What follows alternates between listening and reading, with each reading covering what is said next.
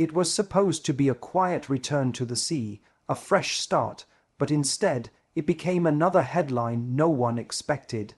Just weeks after a passenger was left behind on a remote island and later found dead, the same cruise ship is back in trouble, this time after running aground on a reef in the Pacific. And that's where this story takes a turn no one can ignore.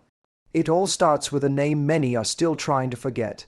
Suzanne Rees, 80 years old, a passenger who boarded the Coral Adventurer, expecting adventure, not tragedy. During a group hike on Australia's Lizard Island, she reportedly broke away from the group to rest. Somehow, that moment turned fatal. The ship left without her. Hours passed before crew realized she was missing. By the time the vessel returned, it was already too late. Her body was found the next day after a major search effort. The incident shocked the cruising world and triggered an investigation that's still ongoing. But even as authorities searched for answers, the ship itself was preparing to sail again, and that decision alone raised eyebrows. After cancelling the remainder of the original voyage and offering full refunds, the Coral Adventurer quietly returned to service. For the company, it was business resuming. For critics, it was a test of responsibility. This wasn't just another trip, it was the first voyage since a death that many believe should never have happened. Every move the ship made was now under a microscope. And then, just days into this new journey, something went wrong again. Off the eastern coast of Papua New Guinea, around 30 kilometers from the city of Lee, the Coral Adventurer suffered what officials called a grounding incident. In plain terms, the ship hit a reef. On board were 80 passengers and 43 crew members. Thankfully, everyone was reported safe. Early inspections found no visible hull damage. No distress call was made, but the timing alone was enough to send alarm bells ringing. Because this wasn't happening in isolation, the Australian Maritime Safety Authority confirmed it was monitoring the situation closely and would assist Papua New Guinea authorities if needed. At the same time, the ship remains under joint investigation for the earlier death. Two serious incidents, one vessel, one company, and very few public answers. Officials have made it clear they don't comment on active investigations, a standard practice that, unfortunately, leaves the public filling in the gaps themselves. And that's where speculation begins.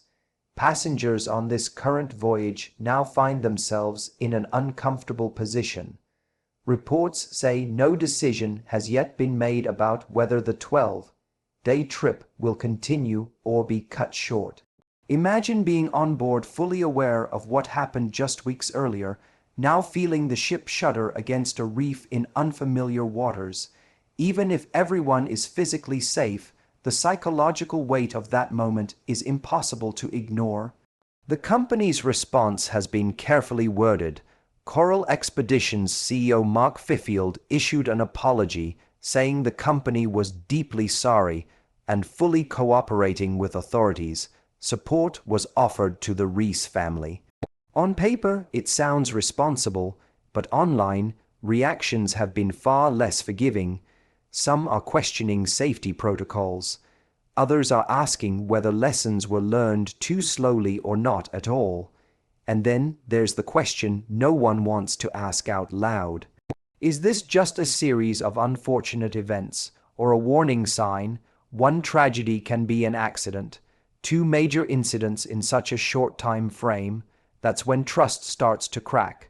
Cruises sell safety, structure, and control in unpredictable environments. When that illusion breaks, even briefly, it leaves a mark that's hard to erase. As investigations continue and officials remain tight-lipped, the Coral Adventurer sails under a cloud of unanswered questions. Questions about accountability, about oversight, about whether enough is being done before the next headline writes itself. So what do you think? Coincidence or cause for serious concern? Should the ship have returned to sea so soon? Drop your thoughts in the comments, and if you want updates as this story develops, make sure you're subscribed.